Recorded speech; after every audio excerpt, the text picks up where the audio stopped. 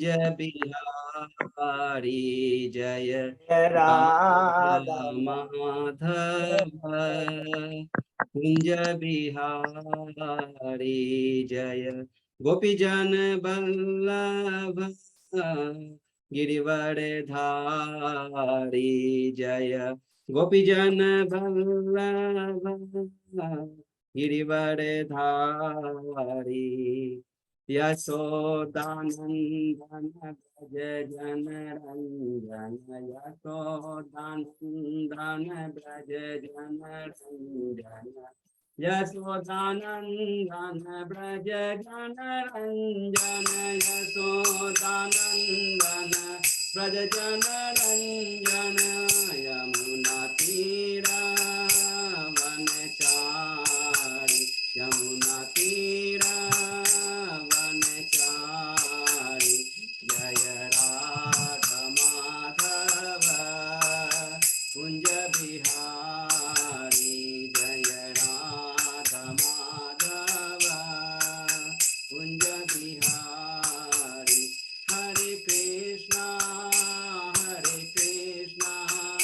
कृष्णा कृष्णा हरे हरे हरे राम राम राम हरे हरे हरे कृष्णा कृष्णा कृष्णा हरे हरे हरे राम राम राम हरे हरे हरे कृष्णा कृष्णा कृष्णा हरे हरे हरे राम राम राम हरे हरे हरे कृष्णा कृष्णा कृष्णा हरे हरे हरे राम राम राम हरे हरे गोविंद बोलो हरि गोपाल बोलो गोविंद बोलो हरि गोपाल बोलो राधा रमन हरि गोविंद बोलो श्री राधा रमन हरि गोविंद बोलो जय राधा दामोदर राधा राधे जय राधा गोविंद राधे जय राधा गोपीनाथ राधे जय राधा मदन मोहन राधे जय राधा रस बिहारी राधे जय राधा माधव राधे जय राधा कुंज बिहारी राधे जय राधा मधुसूदन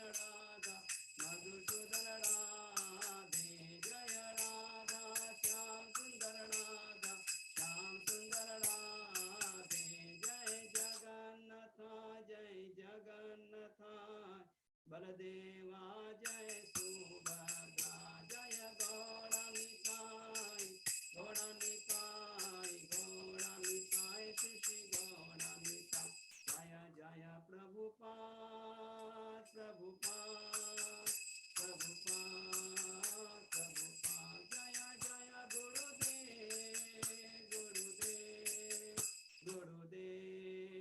गुरुदेव निताय गौर हरि बोल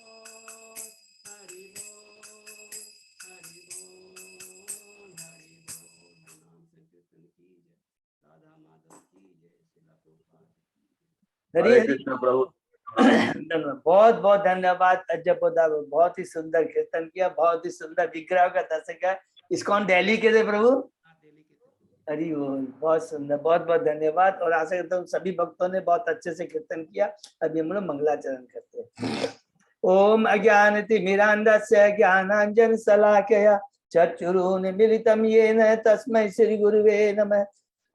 श्री चैतन्य मनोभीष्टम स्थापितम येन भूतले स्वयं रूप कदा मह्यम ददाति स्वपदान्तिकम् वंदेहम श्री गुरु श्री युतपति कमलम श्री गुरु वैष्णवांच श्री रूपम साग्र जातम सहगना रघुनाथम वितम तम सजीवम स्वादेतम सावभूतम परिजम सहितम कृष्ण चैतन्य देवम श्री राधा कृष्ण पादान सहगना ललिता श्री विशाखाभितांत च नमो ओम विष्णु पादाय कृष्ण प्रेष्ठाय भूतले श्रीमते भक्ति वेदांत स्वामी इति नामिने नमस्ते सरस्वती देवे गौरवाणी प्रचारिणे निर्विशेषा शून्यवादी पाश्चात्य देशधारिणे वांछा कल्पतरुभ्यश्च कृपा सिन्धुभ्येव च पतितानां पावनेभ्यो वैष्णवेभ्यो नमो नमः।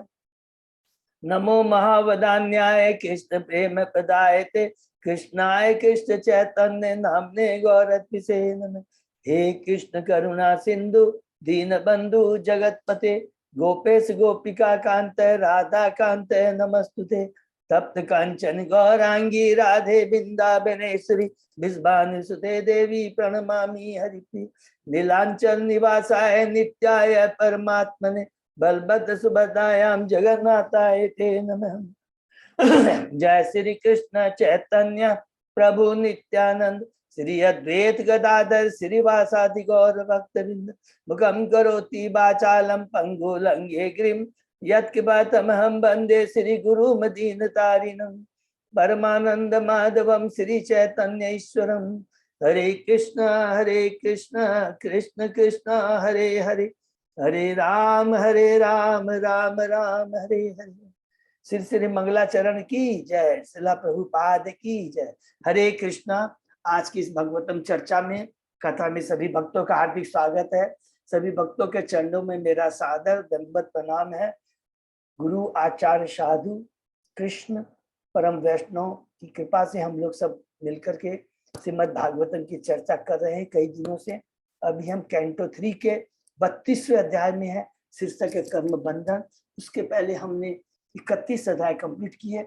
बहुत ही संक्षिप्त में उसको हम दोहराते हैं। पहले से 4थे अध्याय में विदुर जी के प्रश्न है उद्धव जी से, उद्धव जी उसका जवाब देते हैं भगवान के वृंदावन में बाहर की लीला में के बारे में। उसके बाद उन्हें भेज देते हैं मैत्रेय मुनि के पास, जो हरिद्वार में गंगा नदी के तट पर बैठे रहते हैं। 4थे 5वें और 6ठे अध्याय में हमने पढ़ा किस प्रकार विदुर जी प्रश्न करते हैं। पहला प्रश्न होता है जीव तत्व के बारे में, जीव के बारे में कि जीव का कल्याण किसके अंदर है। और फिर भगवान की सृष्टि, कौन सी सृष्टि, कर्ण दक्षा विष्णु जिसको सर्ग कहते हैं, प्राइमरी सृष्टि के बारे में पूछा। 7वें अध्याय में फिर प्रश्न करते हैं विदुर जी ईश्वर तत्व जीव तत्व के बारे में। 8वें अध्याय में हमने पढ़ा ब्रह्मा जी का प्राकट्य। 9वें अध्याय में ब्रह्मा जी की गर्भदक्षा विष्णु को प्रार्थना है, बहुत ही सुंदर प्रार्थना है। और 10वें अध्याय में हमने सर्ग और विसर्ग, प्राकृतिक और व्यक्ति सृष्टि के बारे में पढ़ा। 11वें अध्याय में परमाणुओं से काल की समय की गणना के बारे में पढ़ा। ये शीर्षक है जिसमें समय के बारे में, मनवंतर के बारे में, युगों के बारे में, कल्प के बारे में पढ़ा। और 12वें अध्याय से याद सृष्टि शुरू होती है ब्रह्मा जी की। सर्ग हुआ और विसर्ग के बारे में।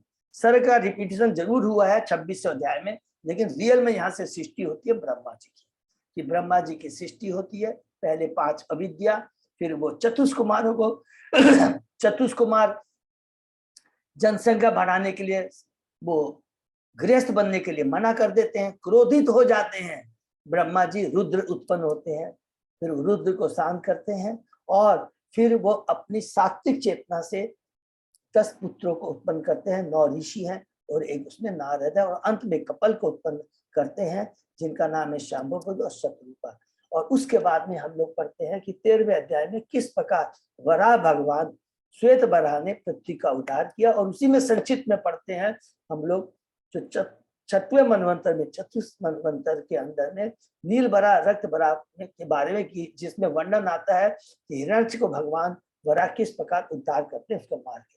14वें अध्याय में परिवर्तन थोड़ा टर्न लेता है, जिसमें हम लोग पढ़ते हैं कश्यप मुनि और दीति के बारे में, कि किस प्रकार दीति संध्या शीर्षक दीति माँ दीति द्वारा संध्या समय गर्भ धारण करना, कि संध्या समय माता दीति किस प्रकार गर्भ धारण करती है और उसके चलते उसके घर में 2 असुर आते हैं और किस प्रकार वो पश्चाताप करती है और कश्यप मुनि से ढांढस बताते हैं कि कोई बात नहीं है, तुमने पश्चाताप किया, भगवान स्वयं तुम्हारे पुत्रों को मार कर मुक्ति प्रदान करेंगे और पहला तुम्हारा जैसा महान भक्त तुम्हारा पौत्र ग्रांड सन होगा।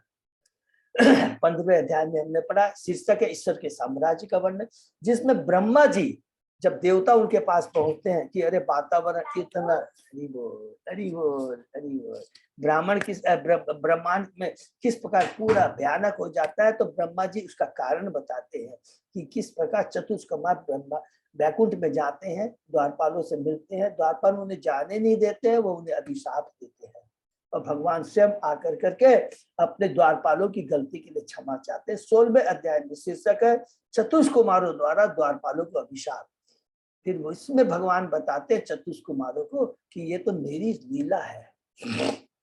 और लीला क्या है, हमें मोहन दास प्रभु ने बताया था, लीला ये है कि भगवान को वीर रस का आनंद लेने का इच्छा थी, इसलिए वो चाहते थे कि इनको अभिशाप मिले, ये भौतिक जगत में जो द्वारपाल जाए, सतयुग त्रेतायुग द्वापर में हम लोग पढ़ेंगे और किस प्रकार भगवान उनसे लीला करेंगे, वीर रस का आनंद लेंगे। ये है इंटरनल आंतरिक मीनिंग, वास्तविक भगवान का उद्देश्य है, किस प्रकार वो जो उनके द्वारपाल है कि किस प्रकार उनको भौतिक जगत में गिराकर आने, ये मान नयन कारण है। ठीक है, बहुत सुंदर। 17 से लेकर के 19 अध्याय में हमने पढ़ा हिरण्यक्ष किस प्रकार माता माता दीति के 100 वर्ष के बाद में जन्म लेता है और किस प्रकार बड़ा भगवान और किस प्रकार पूरे ब्रह्मांड में उत्पात मचाता है। 18वें अध्याय में भगवान किस प्रकार से सुंदर युद्ध करते हैं और बड़ा आनंद लेते हैं। ये देखिए सतयुग का पहला है, सतयुग में भगवान हिरण्यक्ष से, ये सतयुग की घटना है। द्वापर युग में फिर हम लोग पढ़े हैं शिशुपाल दंत और त्रेता युग में पढ़े थे रावण कुंभकर्ण। बहुत सुंदर है कि भगवान यहाँ वीरस का आनंद ले रहे हैं। 18वें अध्याय में 19 अध्याय में ब्रह्मा जी की स्तुति करने पर भगवान उन्हें मार करके मुक्ति प्रदान करते हैं। ये 17, 18, 19 है। 20वें अध्याय में फिर हमने वही सर्ग और विसर्ग के बारे में पढ़ा बहुत। 21 से लेकर 24 अध्याय में हमने माता देहूति और कर्दम मुनि के गृहस्थ जीवन, दिव्य गृहस्थ जीवन के बारे में पढ़ा। बहुत बार रिपीट किया, फिर रिपीट करते हैं। प्रथम 21 अध्याय में शीर्षक है स्वयंभू मनु और कर्दम मुनि का संवाद, जिसमें किस प्रकार कर्दम मुनि भगवान की तपस्या करते हैं, भगवान का आदेश का पालन करने के लिए 10,000 वर्ष तो दिव्य तपस्या करते हैं। भगवान दर्शन देते हैं, कहते तुम्हारी जो इच्छा है, दिव्य इच्छा है, वो पूरी होगी। स्वयं मनुष्यम अपनी पत्नी पुत्री को लेकर तुम्हारे पास में आएंगे। भगवान अंतर्धान हो जाते हैं, भगवान स्वयं मनु आते हैं कर्दम मुनि के पास और कर्दम मुनि किस प्रकार सम्मान करते हैं। खत्म होता है 21वां अध्याय। 22वें अध्याय में प्रवेश करते हैं माता देहूति और कर्दम मुनि का परिणय, कि उसमें किस प्रकार स्वयंभू मुनि प्रार्थना करते हैं कर्दम मुनि कर कि आप बड़े महान है, भगवान के आप मुख है, ब्राह्मण भगवान के मुख होते हैं, मेरी पुत्री को स्वीकार करिए, आपके योग्य है। एकदम स्टेट में बोलते हैं वो आपके योग्य, आपकी जिस हिसाब से गुणवती आपको पत्नी चाहिए, मेरी पुत्री में सारे वो सद्गुण है। कर्दम मुनि खुश हो जाते हैं और स्वयंभू मनु और उनकी पत्नी बहुत सारा डोनेशन दे करके चले जाते हैं, ब्याह हो जाता है। 23वें अध्याय में प्रवेश करते हैं। माता देहूति का शौक बहुत ही सुंदर है कि किस प्रकार देहूति माता एक पति है और दूसरा भगवान के परम भक्त उसकी सेवा करती है और अपने गुरु रूपी पति को प्रसन्न करती है, गुरु को प्रसन्न करती है, पति को प्रसन्न करती है और कहती है तुम्हें मैं भगवत प्रसाद, कहती है मुझे पहले भगवान के आदेश की इच्छा पूरी करनी है, मुझे माँ बनने का सौभाग्य प्रदान कीजिए। 9 कन्याएं उत्पन्न होती है। ये देखिए ये 9 कन्याओं बहुत इंपॉर्टेंट है जिनका ब्याह होगा, हम लोग ने आगे पढ़ेंगे। ब्रह्मा जी के 9 ऋषि पुत्रों से, क्योंकि उद्देश्य क्या है, पहले जनसंख्या बढ़ाना है। इस उद्देश्य को याद करेंगे, ये भगवान का आदेश है कि जब वो घर छोड़ के चले जाने लगते हैं, क्योंकि उन्होंने कहा था कि जैसे ही देवती माँ बन जाएगी मैं घर छोड़ के चला, लेकिन कहते नहीं, अभी तो मैंने केवल भौतिक भोग जी है, अभी मेरी भ्रांति, मेरी आशंका, संशय जो कलुषित है उसको काटिए। कहते हैं फिर 24 अध्याय में प्रवेश करते हैं, कर्दम मुनि का वैराग्य, जिसमें कर्दम मुनि बहुत सुंदर कहते हैं कि स्वयं भगवान कपिल तुम्हारे पुत्र के रूप में आकर तुम्हारी सारी आशंकाओं, संशय को और तुम्हारी जो भौतिक जो कलिष्ठता जो कह रही है उसको अपने ज्ञान की तलवार से नष्ट कर दिया।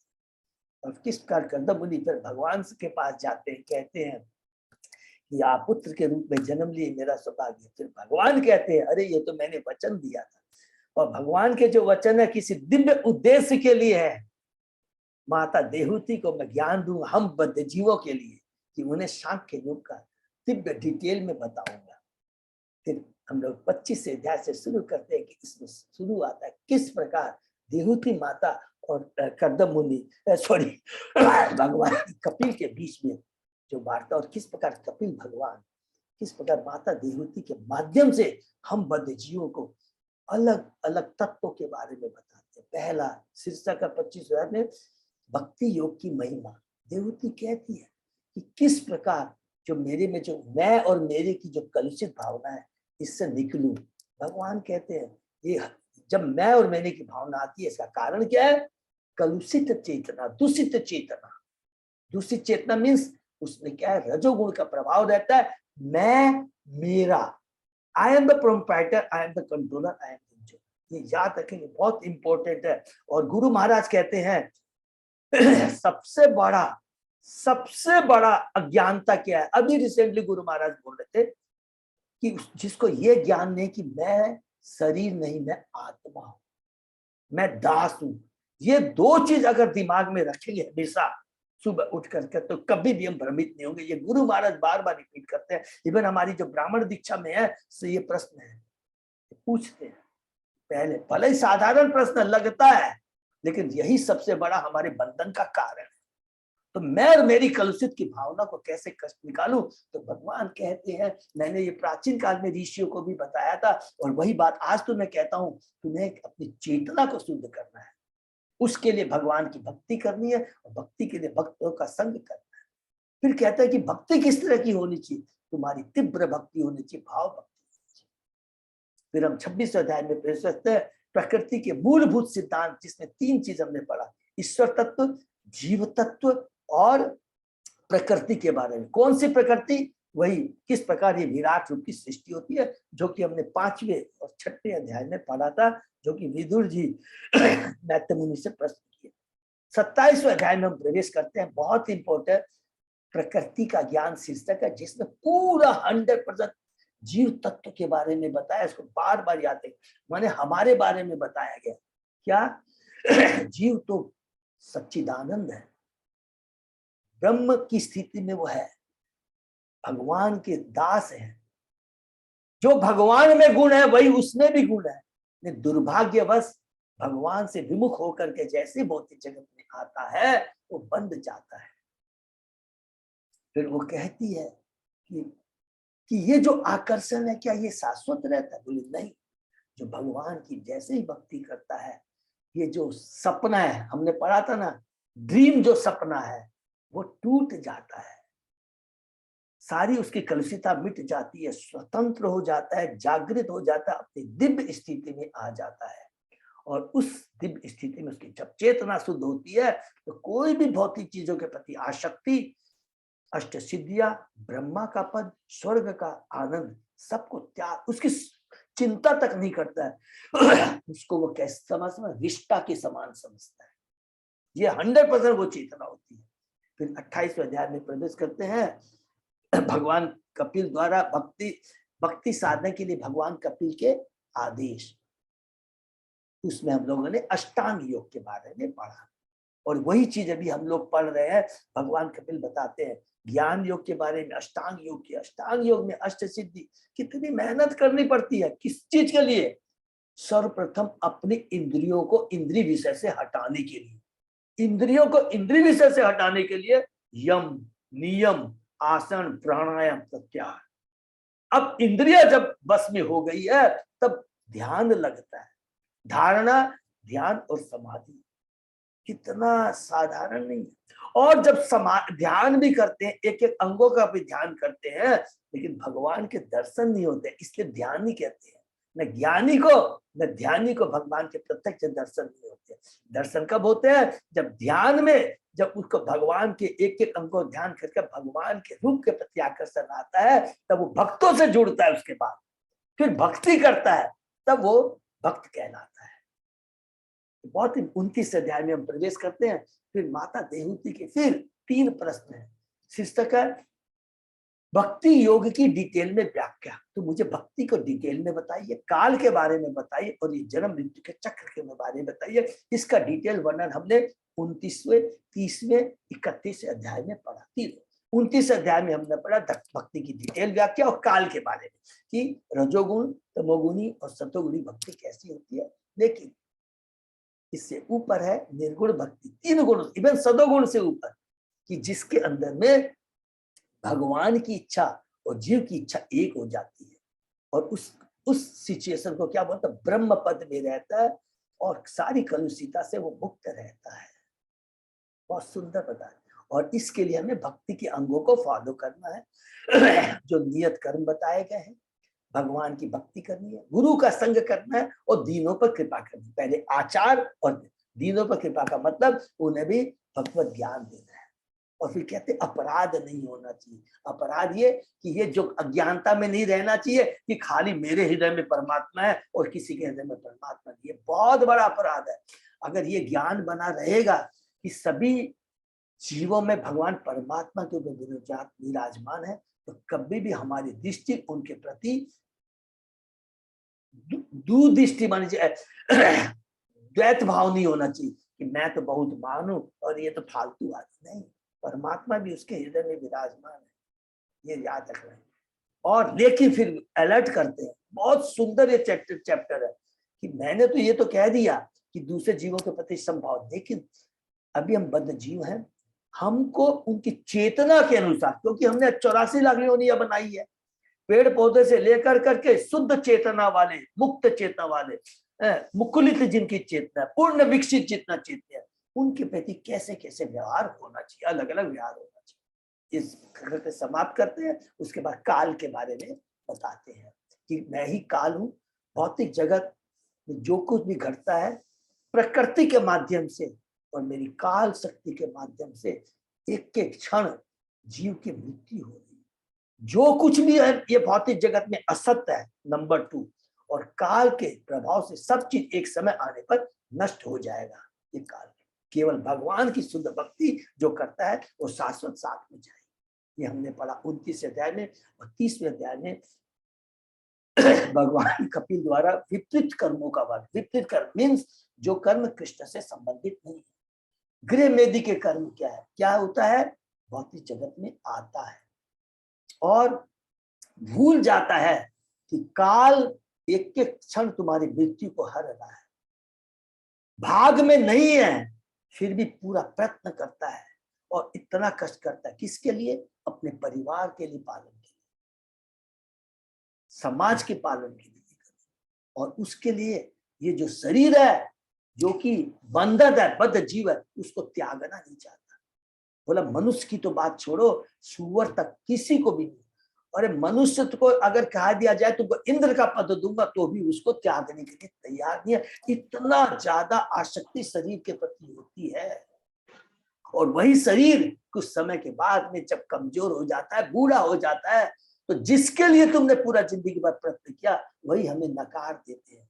एग्जाम्पल याद रखेंगे, जिस प्रकार एक किसान अपने बूढ़े बैलों को मैथ तो नहीं देता है, मृत्यु हो जाती है, यमराज के सिपाही आते हैं, रास्ते में कुत्ते काटते हैं, पुराने कर्मों को याद दिलाते हैं और नरक में जाकर के भोगते हैं। और उसके बाद में पुनः हमें 84 लाख योनियों को कवर करने के बाद फिर मनुष्य शरीर प्राप्त होता है।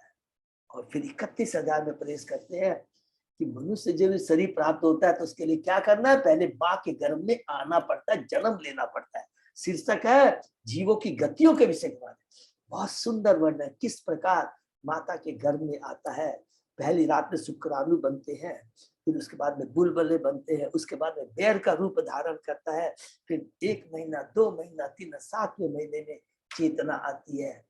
भगवान को गर्भ में ही याद करता है कि मैं तो तुम्हारा अंश हूं, तुम्हारी विस्मृति की है, उसी का ये फल है कि आज माँ के गर्भ में जिसमें न हिल सकता हूं न डिल सकता हूं, कीड़े काट रहे हैं और वही कीड़े जन्म ले रहे हैं, कीड़े मेरे भाई भाई। और उसके बाद में बड़ी मुश्किल से 10 महीने 9 महीने के बाद में वो गर्भ से बाहर आता है। उसके बाद में भी कहते हैं चमड़ी मुलायम होती है, लोग उठाते हैं, खटमल मच्छर काटते हैं, बड़ा हो जाता है, फिर वही आसक्ति में फंस जाता है, वही भौतिक आसक्ति के अंदर में फंस जाता है और सारा जीवन अपने केवल परिवार के लिए, देश के लिए कर्म करता रहता है। अंत में श्लोक में कहते हैं, लेकिन जो भगवान का भक्त है उसको जानना चाहिए ये शरीर नहीं आत्मा है, उसे अपनी वास्तविक स्थिति को जानना चाहिए कि मैं जीवन स्वरूप कृष्ण दास, और उसी चेतना को ध्यान में रखते हुए, वैराग्य की दृष्टि रखते हुए, आध्यात्मिक ज्ञान को ध्यान में रखते हुए, अपने उद्देश्य को जानते हुए, उद्देश्य क्या कि मुझे, मैं भगवान का दास हूं, ये मेरा भौतिक जगत मेरा अपना नहीं है, ये तो रेंटेड हाउस है, उसी के अनुसार कर्तव्य को करना चाहिए और संसार में विचरण करना चाहिए। उसे मालूम होना चाहिए कि ये शरीर की जो दयनीय अवस्था है किस कारण हुई है, इसका कारण समझना चाहिए। क्या कारण है कि मैंने भगवान की विस्मृति कर दी है, और तभी हम भगवान की भक्ति से जुड़ेंगे और तभी मुक्ति संभव है। मनुष्य शरीर मिला है, प्रभुपाद जी कहते हैं, बहुत दुर्लभ है, इसका सदुपयोग करने में कंजूसी नहीं करनी चाहिए। लास्ट जो प्रभुपाद जी बोलते हैं बहुत इंपॉर्टेंट। ये जन्म मृत्यु का सत्य बारे में हमने पढ़ा, और 32वें अध्याय में प्रवेश करते हैं कर्म बंधन के बारे में। यहाँ पर भगवान कपिल शुरू करते हैं, हरि बोल, बहुत सुंदर, गृह मेदी के लिए। अरे गृह मेदी, चाहे वो करोड़पति हो, अरबपति हो, कितना ही ज्ञानी हो, कितनी उपाधि हो, वो गृह मेदी है। अगर उसकी चेतना और जो प्रयत्न करता है केवल आर्थिक विकास के लिए है, धर्म करता है, यज्ञ करता है, देवताओं की पूजा करता है, लेकिन करता किसके लिए है? पुनः वो शरीर प्राप्त करने के लिए, इससे मुक्ति प्राप्त करने के लिए नहीं, भोगने के लिए, शरीर भोगने के लिए। और जिसी चलते उसका आगमन आने जाने का जो चक्र है वो चलता ही रहता है। पितरों की पूजा करता है, देवताओं की पूजा करता है, हो सकता है कि वो ब्रह्म लोक तक चला भी जाए, लेकिन वहां पर भी विनाश है, वहां पर भी जन्म मृत्यु का चक्कर चलता रहता है। बहुत सुंदर बताते हैं। और उसके बाद में कहते हैं कि जो मायावादी के बारे में भी यहाँ प्रभुपाद जी भगवान कपिल कहते हैं, मायावादी और वैष्णव दोनों तारतम्य चाहते हैं, लेकिन तारतम्य में फर्क क्या है? जो मायावादी है वो भगवान में विलीन हो जाता है, लेकिन जो वैष्णव होता है तो भगवान में विलीन नहीं होना, उसकी इच्छा और भगवान की इच्छा एक हो जाती है। उसको ये ज्ञान हो जाता है कि मैं भी सच्चिदानंद हूं और भगवान भी सच्चिदानंद, दोनों गुणों में एक है। इसको तारतम्य बोलते हैं, लेकिन वो अपना अस्तित्व हमेशा बनाए रखता है। बहुत सुंदर होता है। फिर कहते हैं कि जो सकाम कर्मी होते हैं, जितना भी अच्छा कर्म कर ले, उनके पुण्य कर्म एक निश्चित समय के बाद में नष्ट हो जाते हैं और वो आ करके पुनः इसी भौतिक जगत में गिरते हैं। और ऐसा होता है मानो कि किसे उठाकर, ऊंचे से उठाकर उसे नीचे गिरा दिया गया हो। बहुत सुंदर। फिर भगवान कपिल कहते हैं, अच्छा हे माता, आप भगवान की शरण ग्रहण करने के लिए जिनके चरण कमल उनकी ही शरण कीजिए। मनुष्य के लिए जीवन की चरम सिद्धि प्राप्त करने के लिए एकमात्र साधन पूर्ण कृष्ण भावना मित्र में भक्ति करना है। भगवान कपिल ने यहाँ पर अपनी माता को इसी का उपदेश दिया है। अतः भक्ति समस्त गुणों के प्रभाव, बहुत इंपॉर्टेंट है जो हमने कल पढ़ा, भक्ति समस्त गुणों के प्रभाव, कौन से गुण? 3 गुणों प्रभाव से मुक्त कर देती है। धार्मिक कर्म तो 2 प्रकार के होते हैं, भौतिक विकास के लिए, आध्यात्मिक। किसके चरण कमल से ग्रहण करने के लिए हमें केवल कृष्ण की भक्ति करनी चाहिए, आध्यात्मिक भक्ति। उससे क्या होगा? हमारी जो भौतिक इच्छाएं हैं वो भी भगवान पूरी कर देंगे, लेकिन कंडीशन एक है, सब लोग नोट कर लेंगे। अरे ये आप बात, यस, भगवान माँ है, उतने ही भौतिक चीजें देंगे जिससे हम मेरे बंधन का कारण न हो। उतना ही कहेंगे कि भोगो जिससे शरीर बना रहे और उस शरीर स्वस्थ शरीर से हम भगवान की भक्ति कर सके। तो भगवान दोनों चीज देते हैं। शुद्ध भक्त, उच्च भक्त का मन इंद्र तृप्तियों में समदर्शी हो जाता है। भक्त की किसी भी वस्तु के प्रति व्यक्तिगत आसक्ति नहीं होती। भगवान की सेवा के लिए, तुष्टि के लिए, भगवान को खुश करने के लिए वह कुछ भी कर सकता है। भौतिक चीजों को यूज करता है, लेकिन भगवान की तुष्टि के लिए वो क्या युक्त वैरागी होता है और वो कार्य कर सकता है, चाहे वो प्रिय हो या अप्रिय हो। भगवान की तुष्टि होनी चाहिए। अर्जुन पहले एग्जाम्पल दिया अर्जुन का, बहुत सुंदर, और हम लोगों ने गोपियों का भी एग्जाम्पल सुना। अर्जुन सोचता मैं प्रिय कार्य कर रहा हूं, अरे मूर्ख, प्रिय कार्य कर रहा है लेकिन भगवान की उसमें तुष्टि नहीं है। भगवान कहते हैं तू कैसी बात कर रहा है।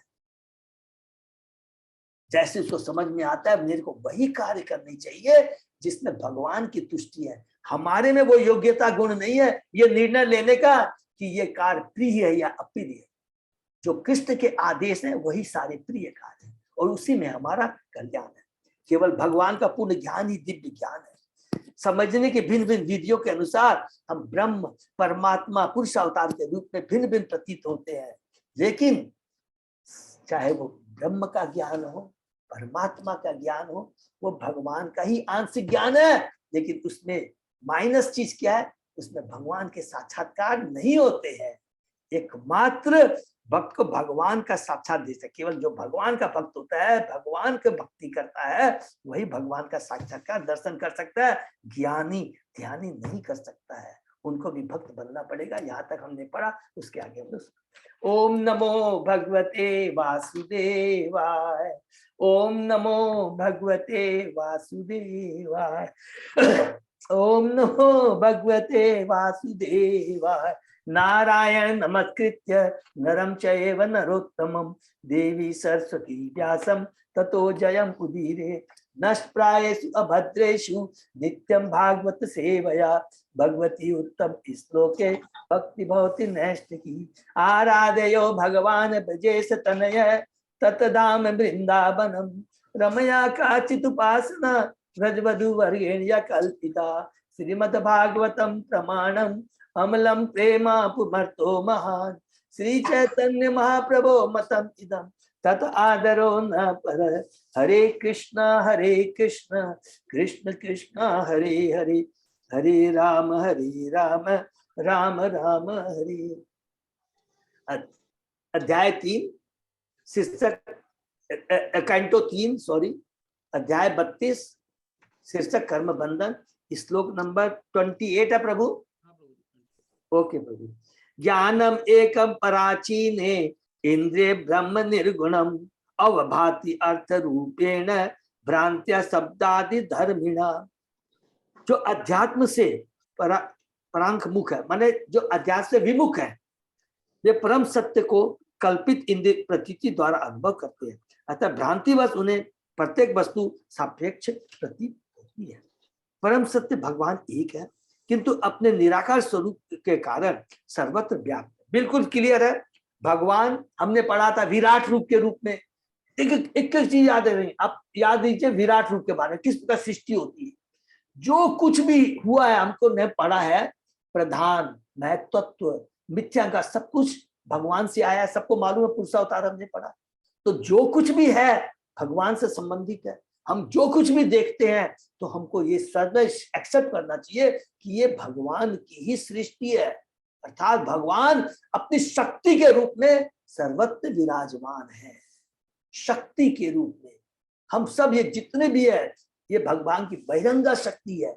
हम जीव भगवान की अंतरंगा शक्ति है, तटस्था शक्ति है, पराशक्ति है। ये याद रखेंगे, शक्ति के रूप में भगवान सर्वत्र व्याप्त है। एकदम साइंटिफिक, पूरा कहीं भी कोई कंफ्यूजन नहीं।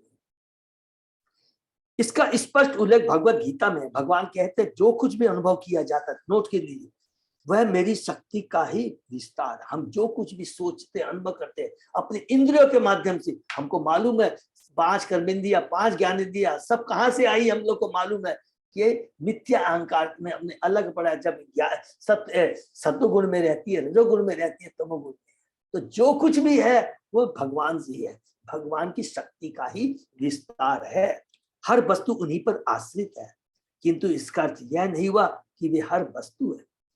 इंद्रिय प्रतीतियां यथा ढोल की आवाज की श्रुति प्रतीति, सुंदर स्त्री की दृश्य प्रतीति, या जीभ द्वारा दूध की बनी सुस्वाद वस्तुओं की स्वाद प्रतीति, यह सब भिन्न भिन्न इंद्रियों से प्राप्त होती है।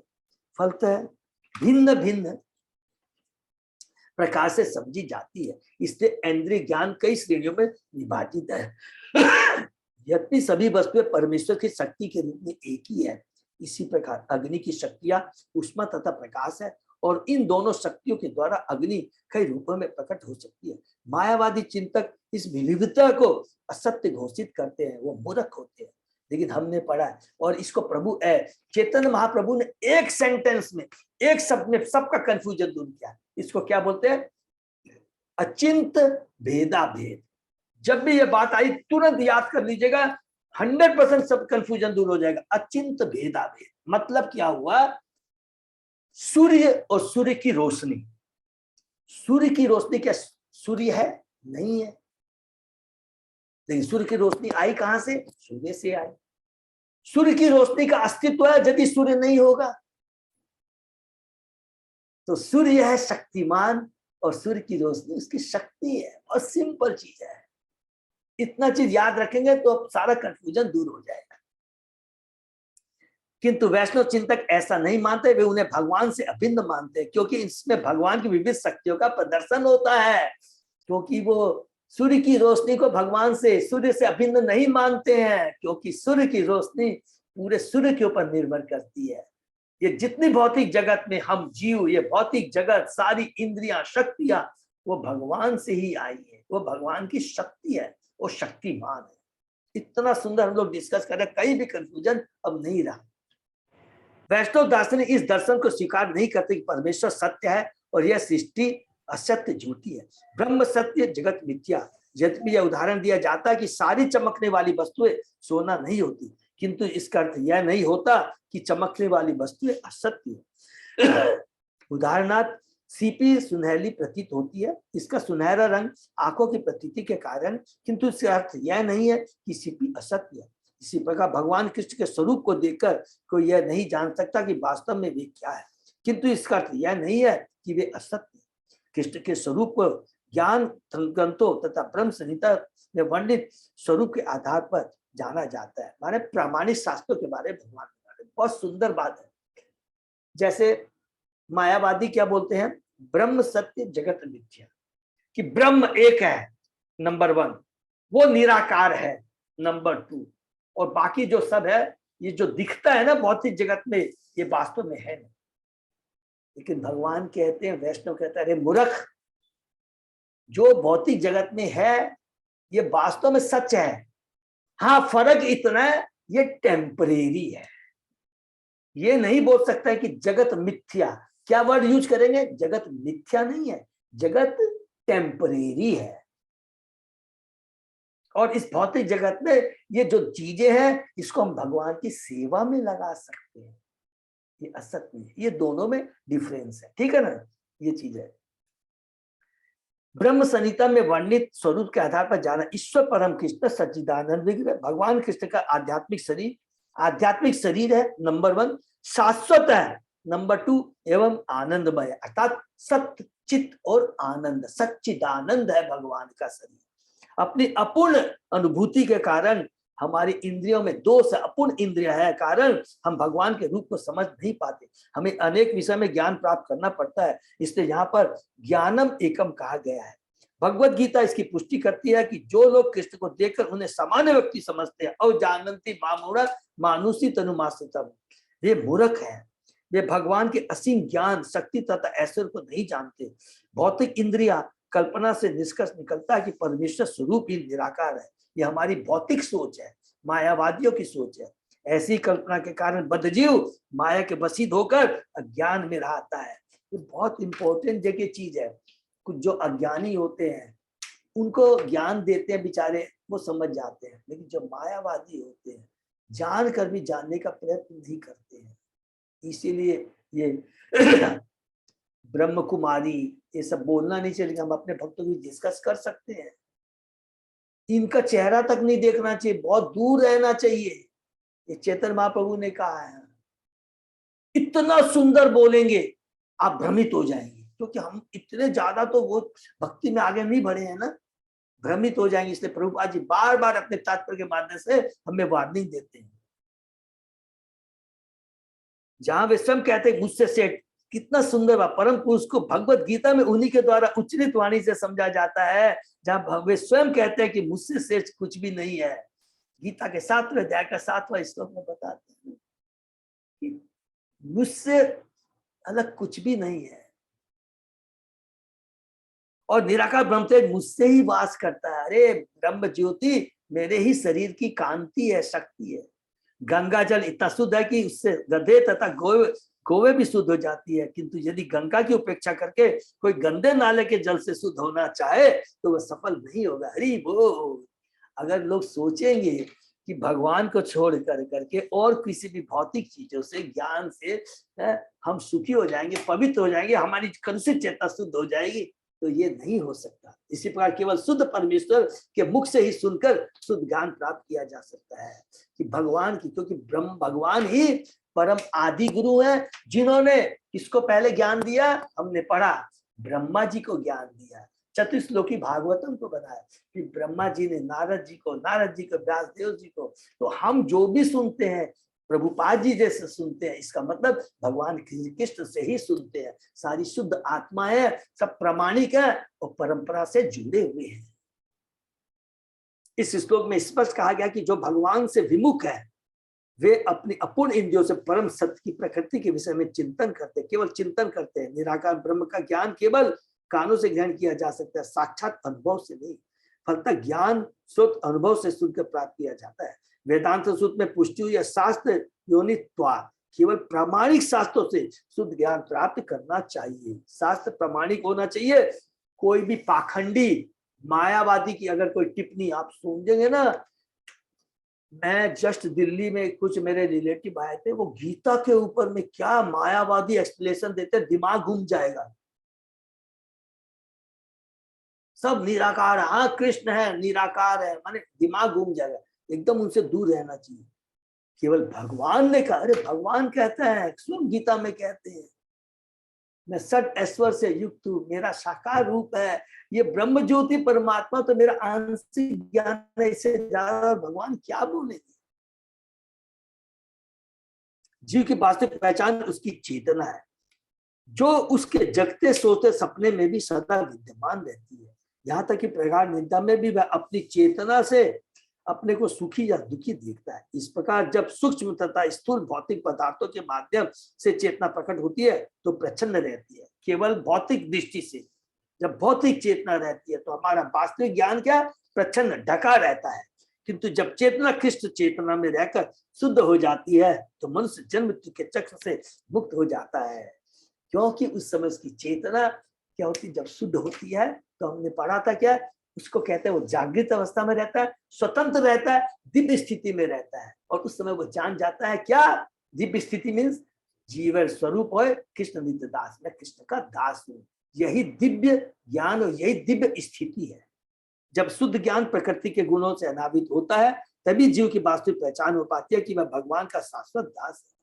यह अनावरण इस प्रकार से होता है, सूर्य की किरणें प्रकाशमान होती है और सूर्य समय प्रकाशमान, किंतु जब सूर्य का प्रकाश बादल से या माया से आच्छादित हो जाता है तो अंधकार या अधूरा ज्ञान प्रारंभ होता है।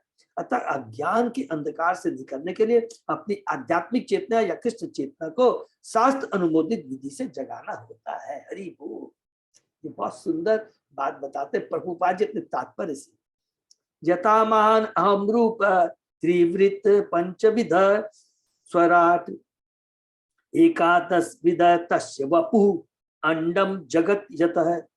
मैंने महत्व या समग्र शक्ति समग्र शक्ति से अहंकार, तीनों गुण, पांचों तत्व, चेतना, 11 इंद्रिया तथा शरीर उत्पन्न किए। सबको याद आ गया कौन सा श्लोक है कि किस प्रकार ये 23 एलिमेंट या 28 एलिमेंट कह लीजिए उत्पन्न हुए। भगवान कहते हैं ये मैंने ही उत्पन्न किए। कौन कह रहा है, नोट कर लीजिए, भगवान कपिल खुद कह रहे हैं माता देवती को। अर्थात प्रकृति के बारे में, किस प्रकार निरात रूप की सृष्टि, किस प्रकार 23 एलिमेंट हुए, किस प्रकार वो अमलगमेट होते हैं, किस प्रकार प्रधान, महत्त्व, मिथ्या अहंकार, मिथ्या पर ज्ञान जब सतोगुण में, रजोगुण में, तमोगुण में रहता है। तो ये हमने सारे बहुत डिटेल में कई बार पढ़ा, 3 जगह पढ़ा, कैंटो 2 में पढ़ा और चौथे 5वें अध्याय में, और कैंटो 3 में हमने 5वें 6ठे अध्याय में पढ़ा और 26वें अध्याय में पढ़ा। सेम चीज भगवान कपिल यहाँ रिपीट करते हैं। इसी प्रकार मुझ भगवान से ही सारा ब्रह्मांड प्रकट हुआ, ये पूरा विराट परमेश्वर को महत्व पद के रूप में वर्णित किया गया, जिसका अर्थ है कि समग्र भौतिक शक्ति जिसे महत्व कहते हैं उनके चरण कमलों पर लेटी है। हरि बोल। जिस जगत की उत्पत्ति या समग्र शक्ति महत्व है। महत्व प्रधान क्या है? अप्रकट रूप में रहता है, और महत्व प्रकट जब होता है। से ही अन्य 24 विभाग हुए, जो इस प्रकार 11 इंद्रियां, 5 विषय, 5 तत्व, चेतना, बुद्धि तथा अहंकार। चूंकि भगवान ही महत्व के कारण रूप है, अतः एक प्रकार से प्रत्येक वस्तु परमेश्वर से उद्भूत है, जो ऑलरेडी हम डिस्कस कर चुके हैं। कोई भी चीज अब अभी तक हमने जो पढ़ लिया, कोई भी यहाँ पर किसी को डाउट नहीं है। इसीलिए भगवान ने पूरी भागवतम में देखेंगे सर्ग के बारे में बहुत डिटेल में बताया, उसके बाद में ब्रह्मा की सृष्टि के बारे में बताया। सर्ग को जानने से, बार बार पढ़ने से जो भी चीज हम देखते हैं, हम कह सकते हैं ये भगवान की ही सृष्टि है। किंतु उसी के साथ ही दृश्य जगत भगवान से भिन्न है। क्योंकि भिन्न है? ये भगवान की शक्ति है, और भगवान शक्तिमान है। शक्तिमान और शक्ति एक नहीं हो सकते, क्योंकि शक्तिमान से शक्ति निकलती है, इसलिए भिन्न है। लेकिन दोनों एक ही भी है, अचिंत भेदाभाव, क्योंकि वो भगवान से ही निकलती है। इसको बार बार याद करेंगे। बहुत लोग कंफ्यूजन हो जाते हैं, इसलिए चेतन महाप्रभु की कृपा से ये कंफ्यूजन दूर हो गया है। यहाँ पर स्वराट शब्द अत्यंत महत्वपूर्ण है। इसका अर्थ स्वतंत्र, परमेश्वर स्वतंत्र है और जीव भी स्वतंत्र है। फिर भी इन दोनों प्रकार की स्वतंत्रता में कोई साम्य नहीं है। हमारे पास अल्प स्वतंत्रता है और भगवान पूर्ण स्वतंत्र है। जिस प्रकार पर क्योंकि जीव कुछ कुछ स्वतंत्र है और भगवान पूर्ण रूपेण स्वतंत्र है।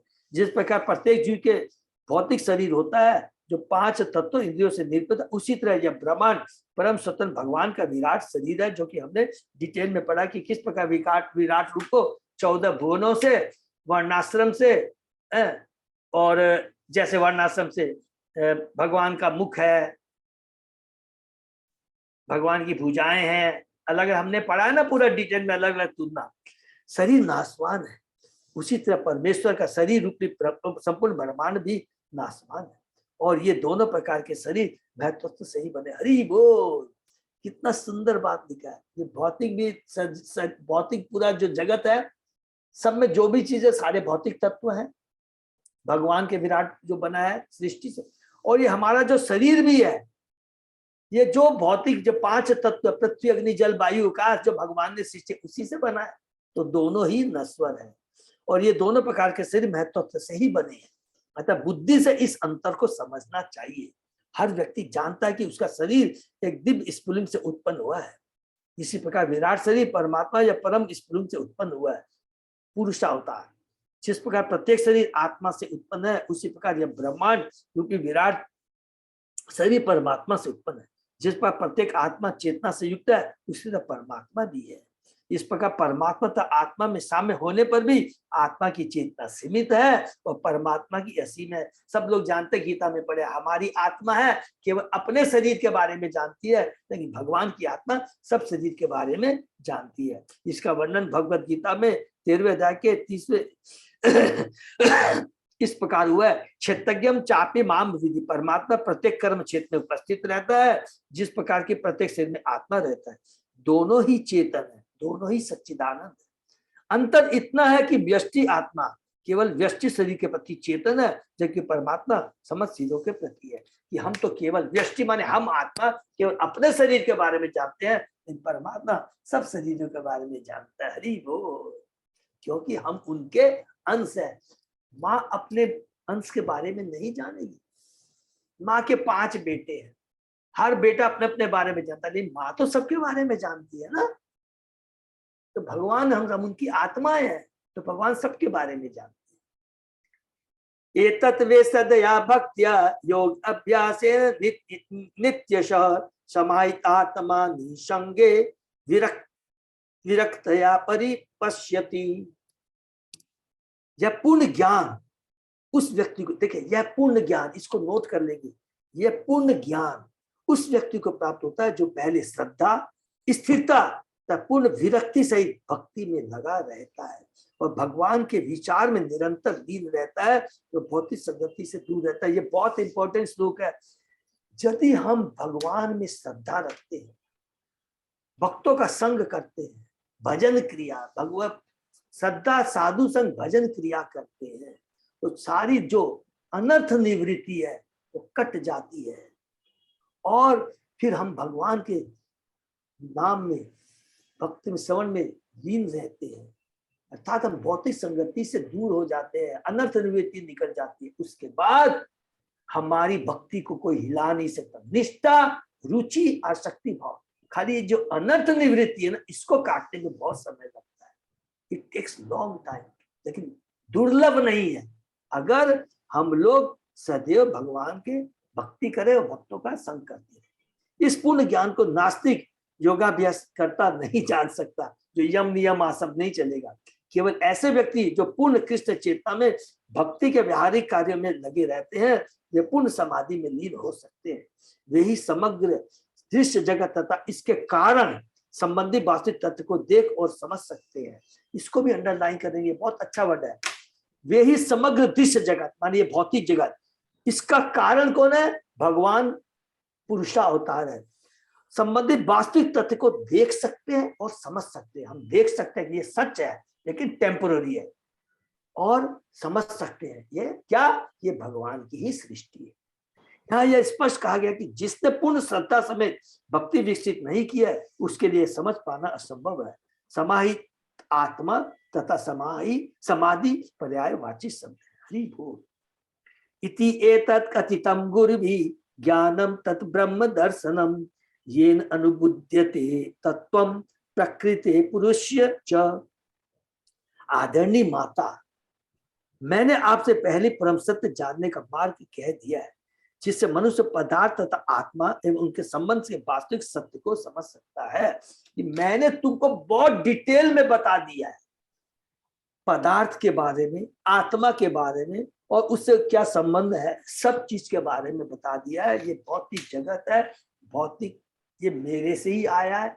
आत्मा 27वें अध्याय में कि जीव तत्व के बारे में मैंने बता दिया। 26वें अध्याय में मैंने ईश्वर तत्व, जीव तत्व और प्रकृति के बारे में पूरा तुमको, इसी को बोलते हैं ज्ञान, एनालिटिकल स्टडी, अच्छे से बता दिया है। और उनका एक दूसरे से क्या संबंध है, जीव का भगवान से क्या संबंध है, प्रकृति का भगवान से क्या संबंध है, ये मैंने तुमको वास्तविक सत्य को, यही जो ज्ञान दिया उसी से मनुष्य पदार्थ तथा आत्मा उनके संबंध के वास्तविक सत्य को समझ सकता है। ज्ञान योग चाहे मत निष्ठो नैगुण्य भक्ति लक्षण द्वयो अपि एक एव अर्थो भगवत शब्द लक्षण। दार्शनिक शोध का लक्ष्य भगवान को जानना है।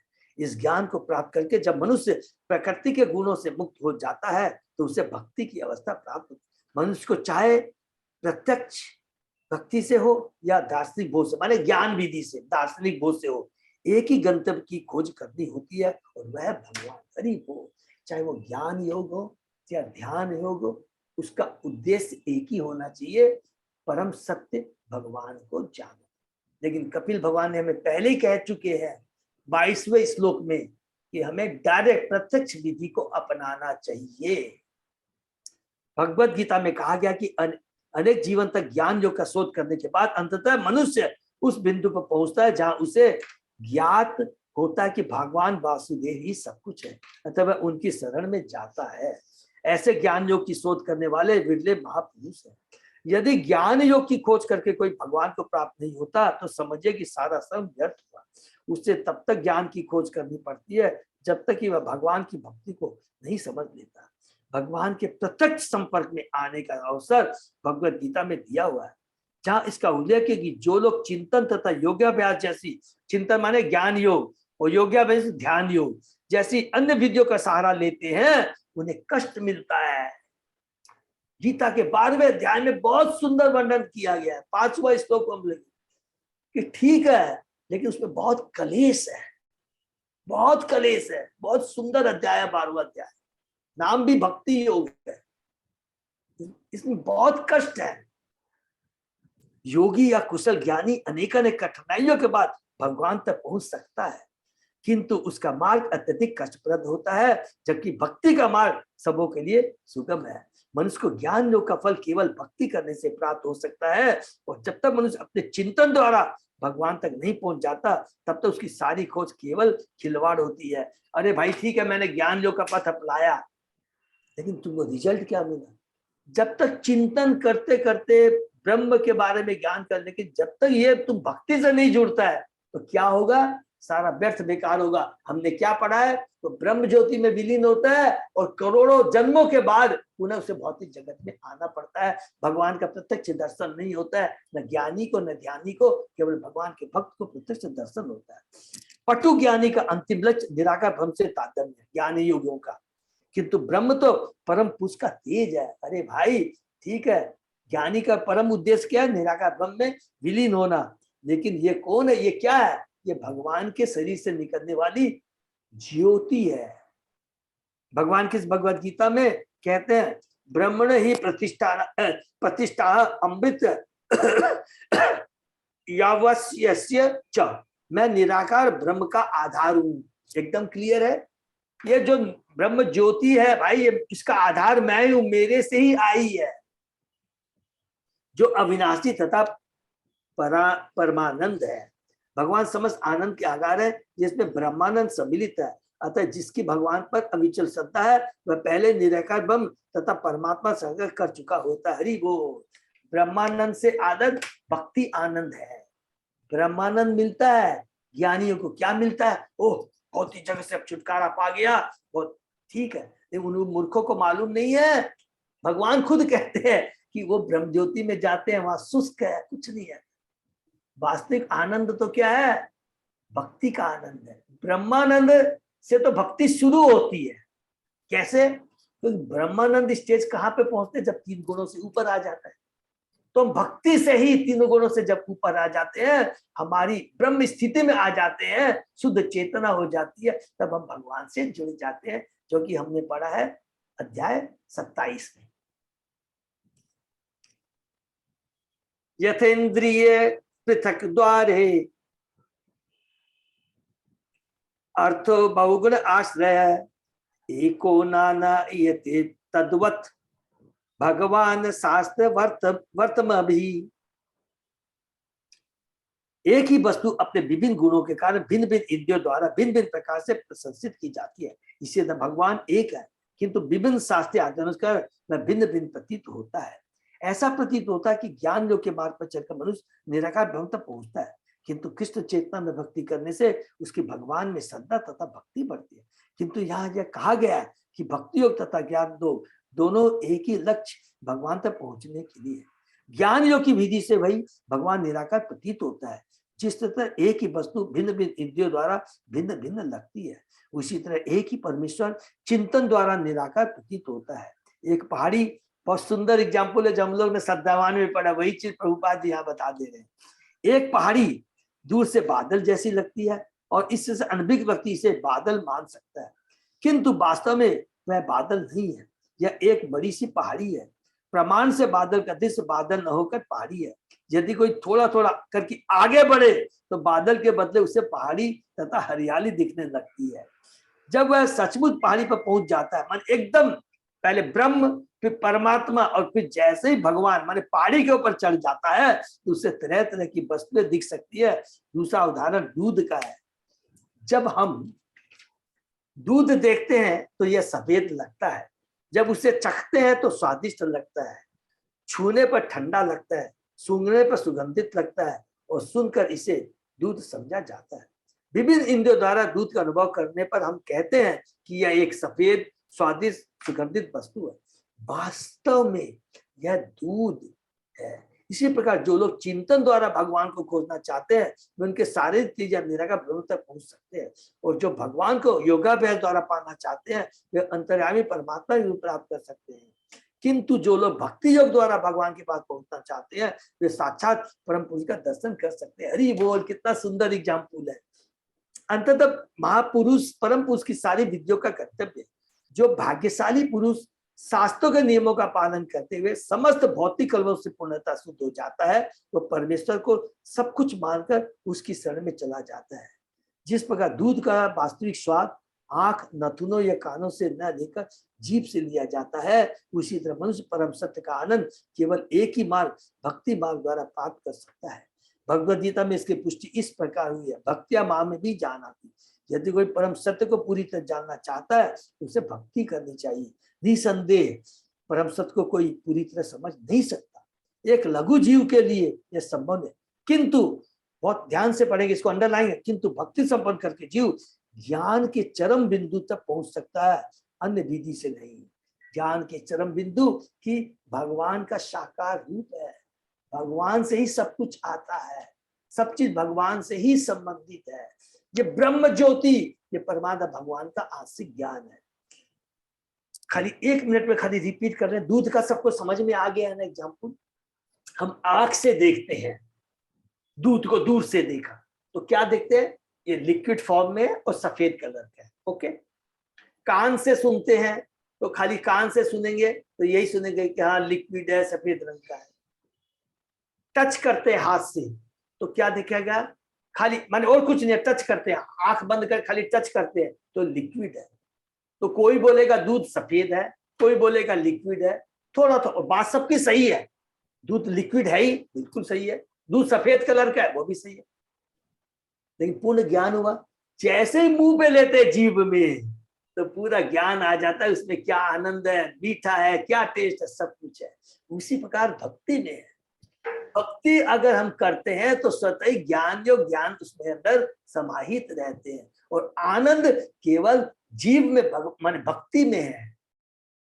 केवल सूंघने में आनंद है क्या, नाक से दूध को सूंघ लिया आनंद आ गया क्या, देख लिया आंख से आनंद आएगा क्या, टच कर लिया आनंद आ गया। आनंद कब आता है दूध का, जब हम लोग उसको पीते हैं, जीभ का स्वाद। वही चीज भक्ति में है। भक्ति ही आनंद दे सकती है और कोई दूसरी चीज नहीं। विभिन्न शास्त्रीय मार्गों का अनुसरण करके मनुष्य भगवान के निराकार तेज तक पहुंच सकता है। भगवान के साथ तादात्म्य या निराकार ब्रह्म के ज्ञान से दिव्य आनंद मिलता है, क्योंकि ब्रह्म अनंत है। तद ब्रह्म निष्कलम अनंतम, ब्रह्मानंद अनंत है, किंतु इस अनंत आनंद के भी परे जाया जा सकता है। वो क्या है, भक्ति आनंद, यह गुणातीत है। अनंत को भी लांघने पर जो उच्च पद प्राप्त होता है वह कृष्ण है। श्री कृष्ण की भक्ति से जो रस प्राप्त होता है वह अतुलनीय है, और वह ब्रह्मानंद से भी बढ़कर है। ब्रह्मानंद सबको क्लियर हो गया है। जो ज्ञानी तीन भौतिक जगत से पार होकर करके आध्यात्मिक जगत में जाते हैं, एक्चुअली आनंद होगा, 3 गुणों से ऊपर है, कोई कलुषता नहीं, कोई टेंशन नहीं है, उसी को वो आनंद समझता है। लेकिन वो टेम्परेरी है, शुष्क है। लेकिन जैसे ही भक्ति से जब जुड़ जाता, अगर वो उसमें भक्ति आनंद आता है। क्यों, भगवान से आदान प्रदान होता है, भगवान की सेवा करने का सौभाग्य प्राप्त होता है, और वही वास्तविक आनंद है। अतः प्रबोधानंद सरस्वती कहते कि केवल यह ब्रह्मानंद निसंदेह अत्यंत महान है और अनेक ज्ञानियों द्वारा प्रसिद्ध, किंतु यह ब्रह्मानंद उस भक्त के लिए नरक तुल्य है जिसने भगवान की भक्ति से सुख प्राप्त कर सीख लिया है। अतः देखिए, इसको अंडरलाइन कर लेंगे। भक्त के लिए ये ज्ञान योग, ब्रह्म ज्योति में विलीन होना, हमने क्या पढ़ा था, मुक्ति नरक के बराबर है। क्यों, उसमें भगवान के संग आदान प्रदान नहीं है, भगवान की सेवा का मौका नहीं मिलता है। अतः कृष्ण साक्षात्कार करने के लिए मनुष्य को ब्रह्मानंद को भी पार करना सीखना होता है। क्योंकि मन समस्त इंद्रियों की वृत्तियों का केंद्र है, इसलिए कृष्ण को इंद्रियों का स्वामी या ऋषिकेश कहा जाता है। इसकी विधि है मन को कृष्ण या ऋषिकेश पर स्थित करना, जैसा कि महाराज अम्बरीश ने किया था। सर्वे मन कृष्ण प्रधान विद्यो, भक्ति समस्त विधियों का मूल सिद्धांत है। भक्ति के बिना न तो ज्ञान योग न अष्टांग योग सफल हो सकता है, और कृष्ण तक पहुंचे बिना आत्मसात के सिद्धांतों का कोई चरम लक्ष्य नहीं होता। ये बहुत ज्यादा इंपॉर्टेंट श्लोक है, यहीं पर हम लोग विराम देते हैं। कि यहाँ पर भगवान कपिल ने और प्रभुपाद ने ये इस्टेब्लिश करना चाहा है कि ज्ञान योग, ध्यान योग वो भगवान का आंशिक ज्ञान है। भागवतम में भी हम लोगों ने कैंटो 1 के दूसरे अध्याय में पढ़ा है, बहुत डिटेल में हमने पढ़ा है। तो हमें भक्ति करनी है और भक्ति, ये भक्ति योग ही परम है। इसी से ही हम भगवान से जुड़ सकते हैं, भगवान की सेवा करने का आनंद प्राप्त कर सकते हैं। बाकी दूसरी 2 विधियां क्या है, ज्ञान नॉलेज के लिए ओके है, सब कुछ ठीक है, लेकिन पहली चीज तो है प्रैक्टिकल नहीं है, बहुत कष्टदायक है। यहाँ भी प्रभुपाद जी तात्पर्य में कहते हैं और गीता में भी, भगवत गीता के बाद में ध्यान में भगवान बहुत डिटेल में इस चीज को समझाए। तो यहाँ स्टेब्लिश यही करते हैं, हमें खाली भगवान की भक्ति करनी है। और पहले हमने क्या पढ़ा था, भक्ति करने से क्या पढ़ा था, बड़ी सरलता से, देखिए क्या वर्ड लिखा था, बड़ी सरलता से उस परम लक्ष्य को प्राप्त कर लेते हैं जो कि ज्ञानियों को कई करोड़ों वर्षों तक, देखिए ज्ञानी ज्ञान करते हैं, ब्रह्म ज्योति तक जाते हैं, विलीन होते हैं, फिर वापस आते हैं, फिर हो सकता है कि उसके बाद भक्ति से जुड़ जाए। ज्ञानी का हमने पढ़ा था, यम नियम आसन प्राणायाम प्रत्याहार कर करके फिर जा करके ध्यान करते हैं, उसमें भी गारंटी नहीं है, खाली समाधि में चले जाएं तो गया काम से, सारा मेहनत बेकार। इसलिए ज्ञान भक्ति ही भक्ति योगी उत्तम है। हरे कृष्णा। ये पर विराम दे। तो बहुत सुंदर हम लोग को देखिए, ब्रह्मानंद किसको बोलते हैं, ज्ञान योग किसको बोलते हैं, ध्यान योग किसको बोलते हैं, भक्ति योग है। इतना सुंदर कंपेरिजन है अलग अलग, इससे बढ़िया और क्या कृपा हो सकती है प्रभुपाद जी की, और जो कि अपने तात्पर्य के माध्यम से बता। हरे कृष्णा। किसी का कोई हरे कृष्ण, दंडवत प्रणाम प्रभु जी। तो मेरी ख्याल से किसी का कोई अब कंफ्यूजन नहीं रहेगा, ये बहुत इंपॉर्टेंट है। यही कर्म बंधन, ये लास्ट चैप्टर है जिसमें हम लोगों ने पूरा ज्ञान, जो 7 प्रश्न किया है माता जी ने डिटेल में हमने पढ़ा, इसलिए इसको कहते हैं सांख्य योग का ज्ञान, सांख्य दर्शन, एनालिटिकल डिटेल स्टडी कहीं नहीं मिलेगा।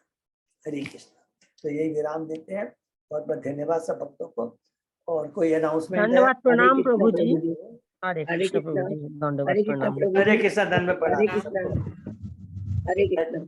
हरे कृष्ण। अजय प्रभु कोई भी अनाउंसमेंट है प्रभु? हरि बोल। अजय प्रभु आपकी आवाज नहीं सुनाई दे रही है प्रभु। बोल रहे हैं कि कल आपने पोस्ट कर ही दिया संडे क्लास का, और तो हाँ, तो संडे क्लास का सबको पोस्ट किया।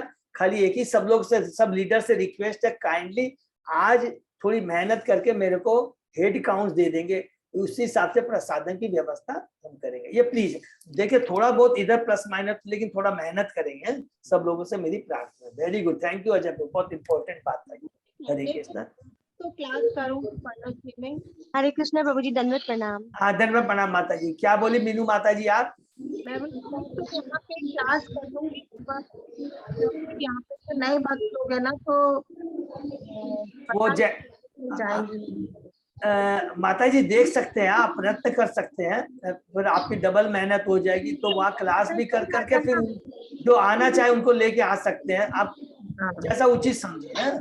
एक्चुअली प्रभु जी संडे हमको कंफर्म हो जाता ना, तो क्लास में थोड़ा बात कर सकती थी। क्या फिर से बोलिए, क्या बोले, फिर से बोलिए। संडे को अगर पता चल जाता ना, प्रयत्न कर सकती थी क्लास में ना, मैंने फिजिकल बात फिगर होगा नहीं, समझेगा नहीं। माता जी मैं नहीं समझ, आवाज आ रही है आपकी, बात नहीं समझ ये पाया। बोलना चाह रही है कि अगर जो लास्ट संडे के पहले पता चल जाता तो क्लास में डिस्कस कर लेते, जो लास्ट संडे क्लास हुआ उनका। किस चीज का पता चल जाता है? कि मतलब उनसे डिस्कस करके कि भाई ये संडे को मतलब कॉमन क्लास में जाएंगे कि नहीं जाएंगे, शायद वो बोलना चाह रही है। ओ अच्छा अच्छा, इट्स ओके माता जी, लेकिन आप फोन से बात कर सके, पर्सनली बात कर लीजिए माता जी, कोई टेंशन मत लीजिएगा, आपको तो जरूर आना ही है।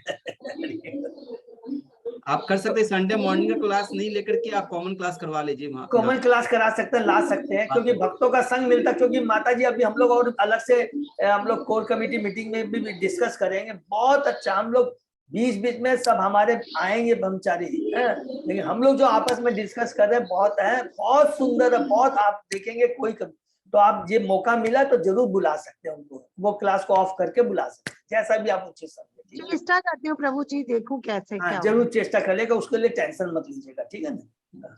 हरे प्रभु जी कृष्ण। सुबह का क्लास का कैसे करना है? सुबह का क्लास रखना है कि नहीं, कैसे करना नहीं है? नहीं, दो बार तो रखने में भक्तों ज्यादा डबल होने से हाँ। भी भक्त तो फिर वो हो जाएगा। मुश्किल हो जाएगा माता जी, बिल्कुल नहीं है, हम लोग कॉमन क्लास शाम को फिजिकल क्लास करेंगे, ठीक है। CK3 एकदम माने जो 9 नंबर टंकी और जो पेट्रोल पंप है उसी से सटा हुआ है एकदम, है? और बहुत इजी पहुंच जाएंगे सब। जो है हवेली के ठीक पीछे ही है पेट्रोल। बिल्कुल हवेली बोल, हवेली सबको याद है, हवेली के ठीक पीछे है, बिल्कुल सही कहा। हरे कृष्णा। तो ये हम लोग विराम देते हैं सब भक्तों को बहुत बहुत हरे कृष्णा प्रभु जी। हरे कृष्ण। सारे प्रणाम, आज क्लास हरे में कृष्ण। ध्यान देते हैं, कल सुबह 7 बजे। हरे कृष्ण।